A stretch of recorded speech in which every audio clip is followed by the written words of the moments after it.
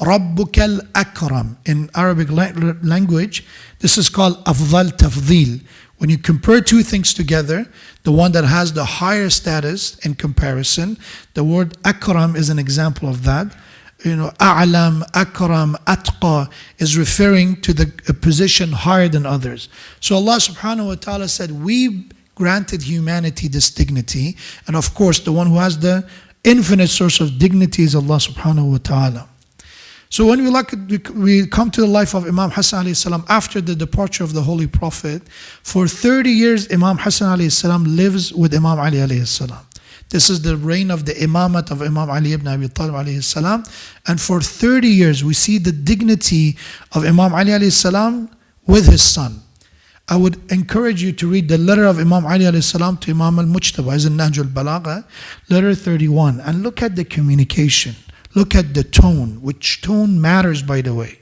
How we talk to our children is a very, very important indication of how we're going to build their character, by the way. And when we say about the word character, it's something that to think about for a second. The word character, again, we see in mathematics and other subjects, something that is whole. Something that is whole, something that you cannot divide it easily.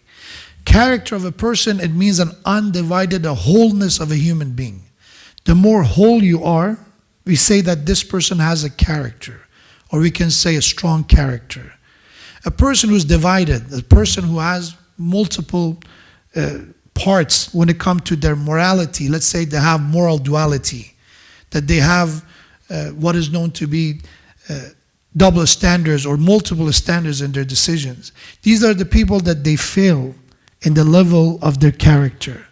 And we see that sometimes that comes from childhood. As parents, our responsibility is to help and assist our children to build a whole and strong character. And that's why in traditions of Ahlul Bayt alayhim salam, there are actions that are highly discouraged when it comes to children. For example, one tradition is that from our second Imam, and also narrated from the Holy Prophet, that when a child is crying, do not punish a child for crying. Child cries, or for whatever reason. Do not punish the child while they're crying. Because that has a negative impact on their, as I said, on their character. Because they will not be able to understand what this emotion means, and they will eventually have to suppress this emotion. You are leading them to that duality in their character. But we see in the life of Imam Ali alayhi salam and the way he treats Imam al-Hassan alayhi salam is that a very wise but at the same time consistent approach to help a child build that character of honor and dignity at the same time. So that's why for the 30 years, even when Imam Hassan alayhi salam, he is a 30 years old man, the language that Imam Ali alayhi salam used to his son is Ya Bunayya, my dear son. Bunayya in Arabic, it refers in Arabic when something, again, is when someone is young, a very basically young child, you use the word Ya Bunayya. Ibn is the son, Bunayya is the little son or the young son. The compassion isn't even in the tone of the letter of Imam Ali alayhi salam to Imam al-Hassan alayhi salam. And in that letter, Imam advised his son towards certain merits and qualities. But this mentorship of Imam Ali and Imam al-Hassan alayhi salam continued to exist in different stages of his life. From the moment of Saqifa, which basically Imam Ali alayhi salam is being pushed aside from the public life, to the point that Imam Ali alayhi salam now is the caliph, he is the khalifa, he is the ruler. And you see that Imam Hassan alayhi salam has an active role in every stage. That's why when it comes to the battle of Jamal, is one of the greatest struggles of the Prophet at the first year of his Khilafah. Who is the one who's responsible to go and bring people to join the army to deal with the fitna and the incident of Jamal? Imam al-Hassan alayhi salam. He goes to Kufa. Someone like Imam Ali alayhi salam that we know for his fisahat, for his eloquence, he raised a child like Imam Hassan alayhi salam, who's also as eloquent as his father, that when he comes to Kufa and he gives a lecture and encourages people to arm up, 20,000 people answered the call of Imam Hassan alayhi salam. These are things that we should know about even before the imamate of Imam Hassan alayhi salam. The character is built. One issue that we see in many stories, especially about the kings, is that regardless if they are Eastern kings or Western kings, doesn't matter. One thing that you find in common, some of them are Muslims, some of them are Christians, regardless again of their faith, is that usually kings, majority of them tend to have children who are very weak personalities after them. So their successors are not good successors. And the fall of many kingdoms, many dynasties is because of this. As I said, some of them are Muslims, some of them even we come to Britain and we come to the French and all those kings as well. There's a theme. And the theme is that sometimes these kings, they did not want their children to be strong leaders. They were afraid or concerned that they may starting a plot against them, that as they age, then the youthful son could be tempted to come and take over. So for that reason, many of them decided to kind of keep their children on the side, not to educate them, not to make them strong personalities. And with that, as I said, it came the result of many dynasties and many of these families who for hundreds of years were in power to lose power, and again, sometimes their opposition or those who are competitors in power, they took over. And that is an important lesson. That as parents, sometimes we may fail to raise good children. For whatever reason we think it is. Yes, there is always this sense that parents must be the one who are in charge. Parents are the one who basically raise, and the upbringing of children is in their charge. But that should not be an excuse to keep a child in the level of a child forever. We need to eventually help children to stand on their own feet. We need to build that, as I said, dignity to a level that once they're ready to start their own family, they will not be weak husbands or, God forbid, in the sake of sisters as well, that we have to raise strong women that when they become mothers or spouses, they're capable of handling it. And sometimes that's not the case. After hours and maybe hundreds and thousands of hours of talking to people about their marriage issues, one thing that you see is that there's some challenges that comes from childhood all the way to adulthood. And that is that there is this discipline, which is good. We talked about discipline, even I talked about discipline here before. But there's always have to be mixed with other aspects of life. We need discipline, but at the same time, we need dignity. We need somebody to have that self-respect for themselves. If I, or anyone for that matter, they go an extreme level of punishment, consequences, the first thing we take away from a child is their confidence. And when you take away the confidence, with that comes eventually it affects their dignity, and they become people who are pushovers. They become people who are followers. That they think whatever they have to offer is not worthy. Whatever they have to say is not meaningful. Somebody else has something better to say. And with this comes people who becomes very susceptible to opinion of others, suggestions of others, and eventually they become, as I said, blind followers. They change their path multiple times because depending who is around them, they have influence over them more than what they should, and they change. And that is a struggle. This is the lesson that I want to mention from the life of Imam Hassan alayhi salam. One thing we learn is that we have to empower dignity of our children. How we should do it. There's a famous tradition, you've heard it before, but I'm going to remind it because I believe in our community, sometimes I see this as an issue. There's a prophetic tradition that Rasulullah said, from the age 1 to 7, your children have to be treated like masters. It means there's a time of them discovering themselves, playing around, imagination. For the first 7 years, let them experiment, let them make mistakes, and in other words, let them play. Again, when it comes to child development today, we have the same conclusion, by the way, that the early years of the life of a child, the developmental age of the life of a child, many things are being learned through games and playings. That's why we have so many of these nursery songs. We have all these different games to teach children. And it's very good as well. That's why in the teaching of Ahlul Bayt, said if you want to teach a child under the age of 7, don't teach them very long stuff. Don't force them to memorize long things. What do we have to teach them? Imam Baqir alayhi salam said at a certain age, for example, age of 3 and 4, teach them to say La ilaha illallah. As they get older, teach them another statement. Very, very short sentences. It doesn't mean don't teach them more. Don't force them. Don't demand that they have to memorize so much. Because then they will develop a resentment that later on it will exactly backfire to what you try to accomplish. If you encourage them, if you can give them prize through the positive reinforcement, teach them more. That's good. But 1 to 7, don't put them under a lot of instructions. Again, I tell you, it's a bad idea to put your child who's under 7 to sit in front of a computer or any other platform for that matter and say, you must sit here and you must listen. It's not a good idea. It's not. It's not that age for them to be forced. I used this example before. One of the great, we consider extraordinary memorizers of Quran was a child by the name Muhammad Hussein Tabatabai. I'm talking about around 25 years ago, 30 years ago. He was amazing because he memorized Quran, he memorized Najul Balagha, and at the same time he knew the meaning. If you would give him one word, the page number, he would recite backwards, so many ways. His father, again, no surprise, was also a Hafiz of Quran.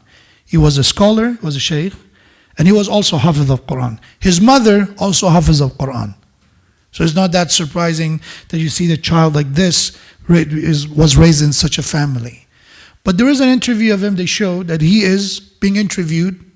He's being asked about, reciting a certain verse or tell me an ayah about this subject, because as I said, he knew also the meaning as well. He was invited to even Saudi Arabia. And at the time, he was granted an honorable PhD in Quranic studies for that. Imagine the Salafis to admit to that level of understanding of Quran to a Shia kid. But I remember in this interview, I was young as well. I think I was similar age as him when I was watching it.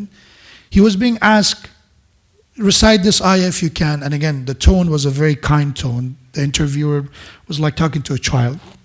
But as he was asking, it was in his house. He had a truck, a toy truck, and he was playing with it. And he was answering the question.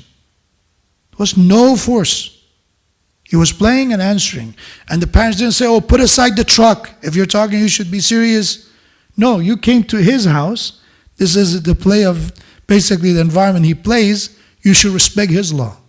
So 1 to 7, Prophet said, let them experiment. Don't stop children 1 to 7 from playing. Don't give them so much instructions.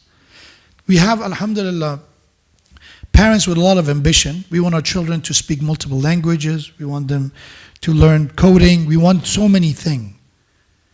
As a good parent, we should know that the capacity of our children are not the same. That no human being was created the same as someone, even their own sibling. They're not the same. In their talents, in their interests, in their inclination, and even when it comes to their intelligence, they're not the same. Even the prophets of God, Allah said they're not the same. تِلْكَ الرُّسُلُ فَضَّلْنَا بَعْضَهُمْ عَلَى بَعْضٍ. Even the prophets of God are not in the same rank. Why do you expect your son to be like his cousin? That's not the fair analysis of your child's potential and talents. So don't over-schedule and exhaust your children with so many things. They should have some time, as I said, just for playing. Just for playing. And one of the greatest play, we have tradition, even when people play with dirt, is a good thing. Of course, in our time, it's a lot of course, health issues with it. But again, it could be playing with Legos. I don't know. What is the equivalent of our time? We should let that happen. Yes, you protect them from playing with something dangerous. Don't quote Sheikh Mudarris that said, okay, if they're playing with knives, let them. I'm saying that, of course, safe environment, but don't be the one that stop them from that and say, oh, this is a waste of time. If they're playing, they're wasting their time. It's better for them to learn. That itself is a learning for them. They're discovering that there are just discovering everything. That's a booting up process for a human being. You have to let them. 7 to 14, then Prophet said they have to be like your apprentice. Somebody that you watch over.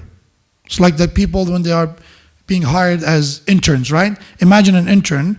You give him not, the high position. You don't give him to do the entire project. You don't give them leadership position. You watch over their work, but you let them work. And then you correct their mistakes. That's a very important age, 7 to 14. Not, you go and decide for yourself. 10 years old, 12 years old, worst thing to do. Go, you choose. You are growing up. No. 7 to 14, you should still, that's, remember when you start biking, right? We have those assistant wheels. That until they learn how to do it. 7 to 14, that's the time that we called again, very sensitive time, is a time that as parents, as inshallah mature grown-ups, you assist them in their life. You have to wake up, go to school. It's not a choice. 7 to 14, do you like go to school or not, by the way? Which child will tell you, yes, I want to go to school? Not that many, by the way. Oh, you can go to bed whenever you want. This style of parenting, and call it the loving or caring parents, that's going to backfire. We raise a child who will be not disciplined. They will not be able to plan their life properly. So 7 to 14, we need to help them with that discipline, to develop that character. And then from 14 and above, Rasulullah said, your child is your wazir, is your advisor. Why advisor? Going back to my topic of dignity, when you have an advisor, you ask for their opinion. You give worth to their opinion. You consult them. Their word matters. Forget about those who make all big decisions, even like marriage, without asking their children, which again is least, maybe we can find real example of them, but there we cannot say it was eradicated completely. But in our communities, mostly now, of course, children are involved in their own decisions regarding their future. But that part of wazir and advisor, it means that you have to raise your child with giving them that respect, giving them that attention that they need. Help them to know that their word matters, that they're not just a follower for the rest of their life, that their opinion matters. If we don't do that, what happened? 14 to college, we're able to continue our style of parenting. Okay, you have to do as you're told. Your opinion doesn't matter. You're a child, you're a kid, sit aside, be quiet. Even after 14. If that's the approach, they go to college, and in college they're the same. They're sitting down, and then there are the confident kids who come and they have an opinion and they follow. Because you didn't give them the voice. Miraculously in college, they're not going to find a voice to speak up for their identity, for their religious identity, for their values. Okay, we're going there apparently. If that's the choice, we're going to do it. When you go, they find a job similar. They're going to be the quiet one. They're going to be the reserved one. They're not going to be able to speak up for themselves, to stand up for themselves. All come from that karamah, because we did not empower dignity in them properly. And that is something that we should learn. How to empower our children's karamah. How to do it? Avoid anything that undermines someone's karamah, someone's dignity. In Islam, we have Amr bil Ma'ruf, Nahy anil Munkar is wajib. But we have that if you do it in public, Imam Askari alayhi salam says, if you do it in public, you insult someone. If you do it in private, you preserve their dignity. So do it in private. You solve a mistake, you see an issue, don't make it a scene. Don't make a scene. Try to preserve their dignity, even in good manners. Even when it comes to our religious responsibilities, the dignity has to be always at the top of our mind. And that is one of those areas that we should be most concerned about. Going to the life of Imam Hassan alayhi salam, he is a brave human being. Imam Ali alayhi salam is not one of those kings or typical tyrants that they're not going to pass his merits and qualities to his son. He did exactly. As I said, he went and gave a lecture and brought 20,000 people to join Imam Ali's army. That's the eloquence of Imam Hassan alayhi salam. This famous tradition you heard and I've heard, that when you live in this dunya, live in a way as if you're immortal, as if you're going to live forever. And when you are working for the akhirah, work as if you're going to die tomorrow. This hadith is from Imam Hassan alayhi salam. The depth of wisdom in this statement is an example of Imam Ali alayhi salam wisdom coming to Imam Hassan alayhi salam. Of course, he's the Imam, he's an inheritor of that divine knowledge, but at the same time you see the glimpse of eloquence and teaching of Imam Hassan as well. Bravery, the one who killed the camel of Jamal. Camel of Jamal basically was the center of keeping the army of Jamal against Imam Ali. Because everyone will look at the camel is standing, we're going to continue fighting. How many people died? Numbers from 20,000 to 45,000 people in this battle. Muslims. Who started this? The history is there. Maybe in a different time we can discuss. But that camel was center of the issue. Imam Ali sent Muhammad ibn Hanafiya first. Said, you have to first kill the camel. As long as the camel is standing, the issue will persist. He wasn't able to accomplish. There was a lot of archers aiming, so he wasn't able to do it because of pressure. Then Imam alayhi salam sent Imam Hassan alayhi salam. And the one who killed the camel of Jamal and bring an end to the battle was Imam Hassan alayhi salam. So to think of Imam Hassan as someone who's not ready to fight and a warrior, it comes from not knowing his life. Yes, we know about the peace treaty of Imam Hassan, but before going there, we should know how he lived for 30 years by the side of his father, Ali ibn Abi Talib alayhi salam. His character was built. He already had that character built. If he's a warrior, if he's a brave person, if he's an eloquent person, it's already developed in this person. That's why after the Shahada of Imam Ali alayhi salam and the year 40th after Hijrah, when he became the Imam, the first thing he did, he decided to fight with Muawiyah. Because first of all, people, everyone in Medina, in Kufa, in Mecca, they gave allegiance to Imam Hassan alayhi salam after the Shahada of Imam Ali. They saw what kind of a ruler Imam Ali alayhi salam was, and of course, they saw everything like justice, fairness, idala from Imam Ali alayhi salam. They went after Imam Hassan alayhi salam. So they gave allegiance. 20,000 people in the first day gave bay'ah to Imam Hassan alayhi salam. The only one who didn't was Muawiyah in Levant, in Sham. And now he started his own kingdom over there. So Imam Hassan alayhi salam said, again, this is the one who went against the Khalifa Muslimin, because even according to Ahlul Sunnah, some of the Ahlul Sunnah, they consider Imam Hassan alayhi salam to be the last of Khulafai Rashidin. They said in the list of Khulafai Rashidin, there are 5. The first 3, Imam Ali alayhi salam and Imam Hassan alayhi salam. Some consider him because people and Muslims of the time, companions of the Prophet of the time, gave bay'ah and allegiance to Imam Hassan. After that, we have Muawiyah and things happen. It wasn't by the bay'ah, it was by the Hakamiyyah and everything that happened after. So Imam alayhi salam started his army.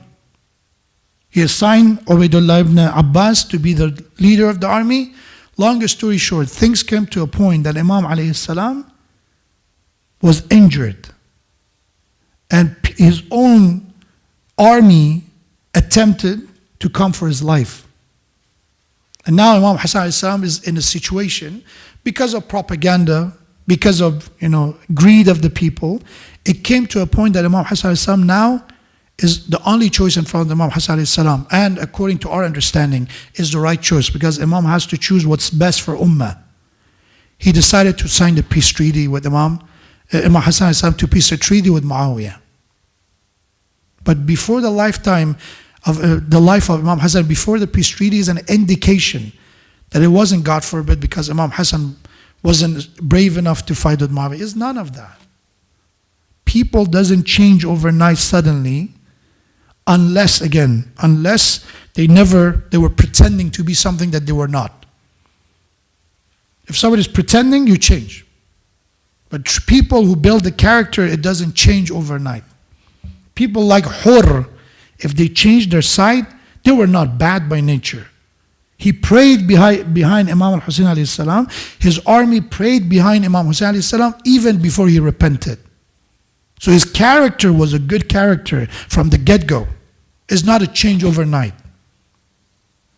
He empowered that character. He decided to change his side and join Imam Hussein alayhi salam. Same as for every human being. Let me finish with a tradition. What is the greatest enemy of our character? What destroys human being? Imam Hassan alayhi salam said, Halakul mar'i fi thalath. What destroys someone's character, what destroys a man, are three issues or three diseases. The first one, Imam said, al-kibr. Number two, wal-hirs. Number three, al-hasad. What are these? Number one, arrogance. Arrogance destroys man. If somebody doesn't know themselves well, what happens? You think that you are bigger than you think you are, that you think you're better than others. It means that you don't understand your own self-worth. In other words, you overestimated who you are. As we have many studies, by the way, many studies shows that people overestimate their knowledge. When they're being asked, what do you think you will score, for example, in geography or in trivias, people tend to overestimate, not underestimate. We tend to overestimate what we know or how much we know. And that comes also to our character. Self-worth, we should have it. Not having it enough, it makes us a shy, weak, reserved person, which again become a blind follower. Too much of it, again, if you overestimate our self-worth, we end up with having someone who's mutakabbir, someone who's arrogant. And that's why the Imam alayhi salam says, what destroys a human being, what destroys someone's character is arrogance. You should be realistic about your self-worth, who you are. Yes, you deserve respect. Yes, no one has the right to humiliate you. But to think that you're better than everyone, that everyone has to serve you, you are over your mind. You're out of your mind to think that way. And then Imam alayhi salam give an example. He said, remember the one, lu'ina iblis, lu'ina bihi iblis. What Iblis caused Iblis to lose 6,000 years of worship was his overestimation of his worth. He said, خَلَقْتَهُ مِنْ طِينٍ وَخَلَقْتَنِي مِنْ نَارٍ. You created him from soil, you created me from fire, so I'm better. And Allah said, no, you're not better. Prostrate on Adam. He failed, and again, we know the rest of the story of Shaitan. Second cause of destruction of man's character, Imam alayhi salam said, is al-hirs, greed. What is greed? Greed is to depend your self-worth to something else. I need to have more. Alhaakum at-takathur. I need more money. I need a bigger car. I need a better house. I need a higher paycheck. That makes me an important person. Then people will respect me. If I make this much money, if I drive this car, then people will respect me. This greed, Imam said, will destroy you because it will never give you enough satisfaction. It doesn't give you self-worth. No matter how much you have, it will not give you enough. Because you always think, though there's someone that has more than me, or this is not enough. You don't get that reaction that you're expecting. So Imam said that's what caused the destruction of man's character. And Imam continued, that's what happened to Adam alayhi salam. He was in Jannah that Allah created for him. He demanded more from the forbidden tree. And that's what ended up the fall of Adam alayhi salam for his status. So that's the greatest enemy of character and dignity, hirs. The one who's greedy, it's funny, again, I know about people that they died, and when you look at their life, they were the one who literally will knock at people's door to be guests. This is a human being, you don't know, again, you don't know this person, but this is someone that basically is a very contemporary example. This was someone who will knock at people's door to be their guest for food. And people welcome him. Someone known in the community. And when this person died, they found more than 125,000 of gold in a safe box. This is greed. That you undermine your dignity and you literally kind of go and beg for food while you own that much of investment, or let's call assets, yourself. And the third one Imam alayhi salam said is al-hasad. What destroys someone's character is jealousy. And Imam said, the root of many evils come from jealousy. And then Imam said, remember the story of Habil and Qabil, how a brother turned against a brother because of jealousy. What is jealousy? Remember, arrogance was overestimation of our dignity, that who we are, how much is our self-worth, right? Hirs and greed is to depend our dignity on dunya. If I have more, I will be a valuable person. I'll be respected. The third is, I depend my value and worth to other people's self and worth. I compare myself with others. Jealousy comes, oh, why he or she is being noticed more than me? Why they have a better life than me? Why they work less than me and make more than me? The self-worth analysis of between me and somebody else's worth is caused the problem, the jealousy. These are the greatest enemy, and there are solutions for them. The first one, man arafa nafsa, know ourself well, know our self-worth. We need to think about who we are, how much we worth. We worth something because Allah gave us that worth. لَقَدْ كَرَّمْنَا بَنِي Adam, right? But after that it comes what we do, what we accomplish that adds to that worth. It adds to it. The more I do, the better.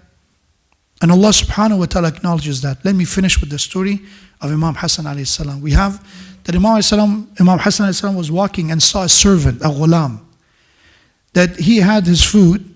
It wasn't much, but he was sharing his food with a dog, a stray dog. And Imam alayhi salam, he paused for a second, he looked at him and said, you don't have enough food, why are you giving your food to this animal? And the ghulam said, because the way he was looking at me, I was embarrassed that the creation of God looked at me that way, and basically with that begging eye, that I eat in front of it and don't share my food with it. That's why. Imam alayhi salam said, who do you work for? And said, this garden that I'm sitting outside, I'm working for the owner of this garden. And Imam said, wait here, I'll be back. Imam left, came back after a while. And he said, I purchased this garden, and I got your freedom from the owner of the garden as well. This garden is yours from now on, and you're free. This is the karam and dignity. A human being considers the dignity of creation of God. Imam Hassan alayhi salam acknowledges the dignity of the human being himself. And we have examples like that a lot. That a servant, a lady, came to Imam Hassan and brought him a bouquet of flower. And said, Salaam alaikum. And Imam said, what is this for? He said, I just like these flowers. I wanted to give you as a gift. And at that moment, Imam alayhi salam said, you're free. If you need help, if you need a place to stay, we'll provide for you. You're free fi sabilillah. You did something good. And Allah said, if somebody come بِتَحِيَّةٍ فَرُدُّوا بِأَحْسَنٍ مِنْهَا, return a good with better. This is dignity, by the way. And that's why the title of our second Imam is Kareem of Ahlul Bayt. And I believe in our communities, in our centers, we should be more vigilant about dignity of people than anywhere else. Because this is the house of God. This is a place that we preach the message of God. And if God forbid in the house of God somebody's dignity is being harmed, we are undermining لَقَدْ كَرَّمْنَا بَنِي Adam. We're undermining the dignity and honor that Allah blessed people with. Be more respectful to people. Be more kind to people, especially in centers. So if somebody, God forbid, outside here, they feel that nobody cares about them, that they don't worth anything, that they don't mean anything. When they come, that's why in Islam we have, you be the one to say the salam first. Don't wait for it that everybody else has to. I'm the elder. People have to say salam to me. No, you go and initiate the salam. You acknowledge someone's presence. You acknowledge somebody's existence with simple things such as saying salam. May Allah subhanahu wa ta'ala, by the honor of Imam Hassan alayhi salam, grant all of us karama and a dignity that comes from within. A dignity that Allah granted us to preserve that dignity, and Allah give us the tawfiq of preserving the dignity of every creation of Allah, especially people around us, inshallah. May Allah grant us the shafa'ah and intercession of the Holy Prophet and his family, especially Imam al-Hasan alayhi salam, because of their karama. Usul al-karam, we call them. They are the foundation of dignity. May Allah, by their honor and dignity, grant us forgiveness and maghfirah in this night, the night of the wilad of Imam Hassan, and grant us the ziyarat of Jannatul Baqi, the ziyarat of Imam Hassan and Ahlul Bayt alayhim salam, inshaAllah. Ya Allah, Ya Rahman, Ya Rahim, Ya Muqallib al-Qulub, Thabbit Qulubana ala Dinik, for the soul of all marhumin of the sponsors, volunteers, for the shifa and healing of all those who are mareed and requested dua, and for the hastening of return of Imam of our time, the one who will bring dignity back to all the mustad'afin, to all the oppressed. Please recite Surah Fatiha and salawat ala Muhammad wa ali Muhammad.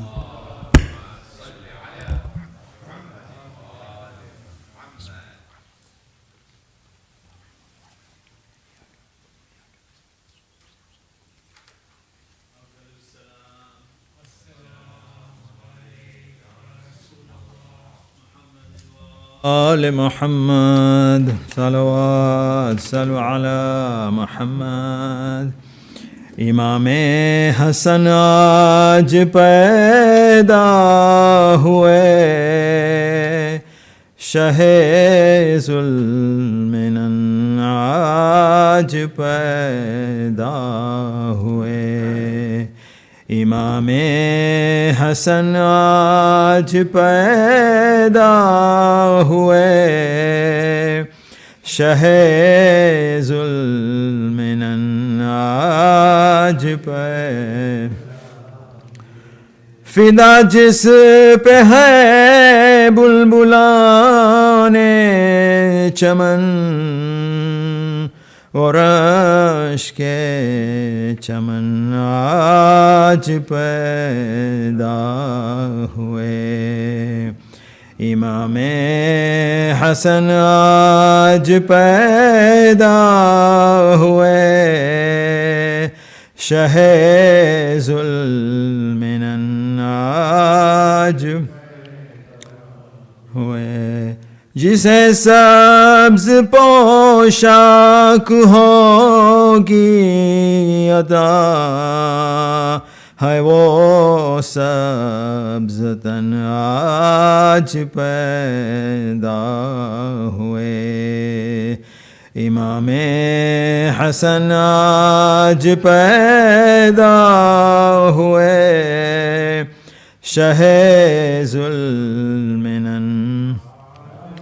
جو پیدا ہوئے. یہ سن کر نبی بولے صلی علی میرے نور عین آج پیدا ہوئے. امام حسن آج پیدا ہوئے، شہ ظلم آج پہ. افضل السلام محمد وآل محمد صلوات صلو علی. یا نبی سلام علیکم، یا علی سلام علیکم، حسنین و فاطمہ پر صلوات اللہ علیکم. یا نبی سلام علیکم، یا رسول سلام علیکم، حسنین و فاطمہ پر صلوات اللہ. نور حق سے نور احمد، سب سے بہتر سب سے امجد، ہو درود حق سے بے حد، صلوات اللہ علیکم. يا نبي سلام عليكم يا علي سلام عليكم حسنين وفاطمة پر صلوات الله عليكم أفضل السلام محمد وآل محمد صلوات صلوا على محمد.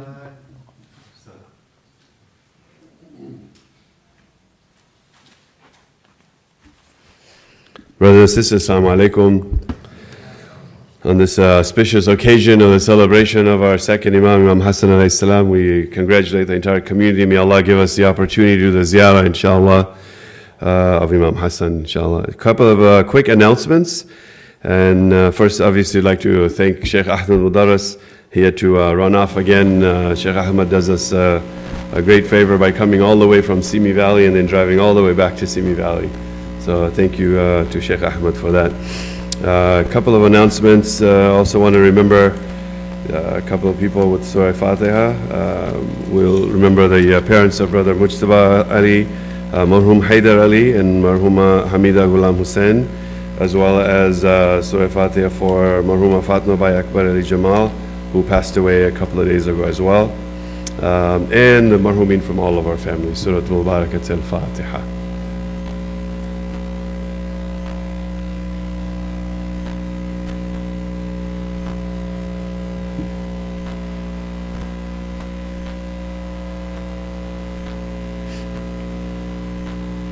A couple of local announcements here as well. The Shia Muslim Council has a Quran memorization program, and the deadline has been extended by one more day to tomorrow, inshallah. So if anybody was looking to participate and thought the deadline had passed, you still have one more day on that deadline, inshallah. So please do look into the website for that program. Additionally, Nasimco has asked us to announce that there is a youth retreat, and I'm just trying to pull up the flyer. There is a youth leadership retreat that'll be hosted on May 13th through the 16th, and in fact in a second we'll just play a short video about it, and maybe we'll do that now. If we can just play the short video, it's only about a minute long.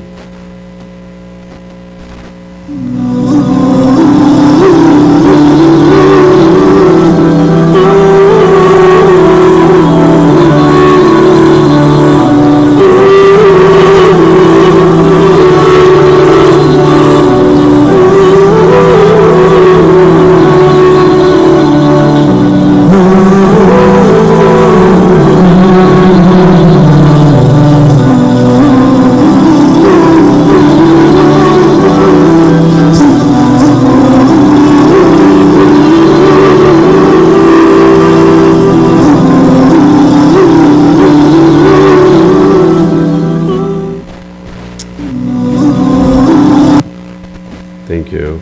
I think the video went a little too fast there, but it says May 13th to May 16th. For the age group that they're targeting is 18 through 25, both boys and girls. And the participants, it says, will learn, raise self-esteem and confidence, work outside your comfort zones, become more self-aware and aware of others, appreciate and value differences. And it's a retreat at Bryn Mawr Mountain Retreat. So if anybody's interested, please come see myself or Sister Nazneen on the lady side. And I know there is a cost to it, but Nasimco and the Jamaat will subsidize the cost of that. So inshallah we can send some of our youth to that event. Our next program will be on Wednesday. We'll have the 19th night of Ramadan. Brother Hussein Walji from Minnesota will be here with us.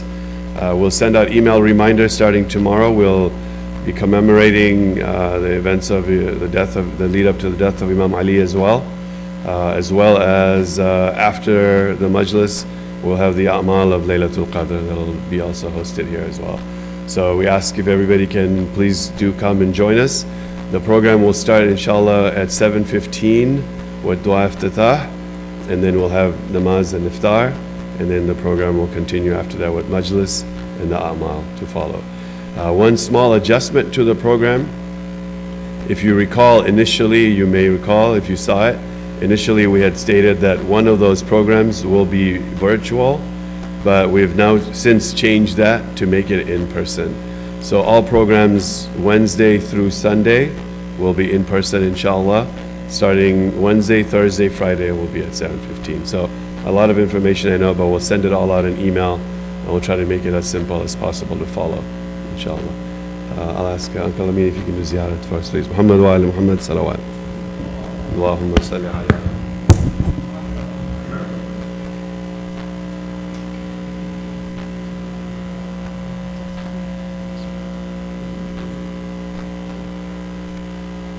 السلام عليك يا أبا عبد الله وعلى الأرواح التي حلت بفنائك عليك مني سلام الله أبدا ما بقيت وبقي الليل والنهار ولا جعل الله آخر أهد مني لزيارتكم.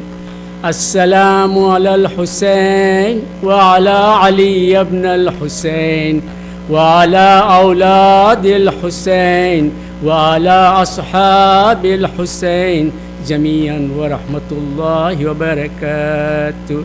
السلام عليك يا مولاي يا غريب الغرباء السلطان أبا الحسن مولانا علي بن موسى الرضا كن شفيعنا وشفيع والدينا في يوم الجزاء ورحمة الله وبركاته. السلام عليك يا مولاي يا صاحب العصر والزمان الأمان الأمان الأمان. السلام عليك يا خليفة الرحمن السلام عليك يا شريك القرآن السلام عليك يا كعبة الإيمان. السلام عليكم جميعا ورحمة الله وبركاته.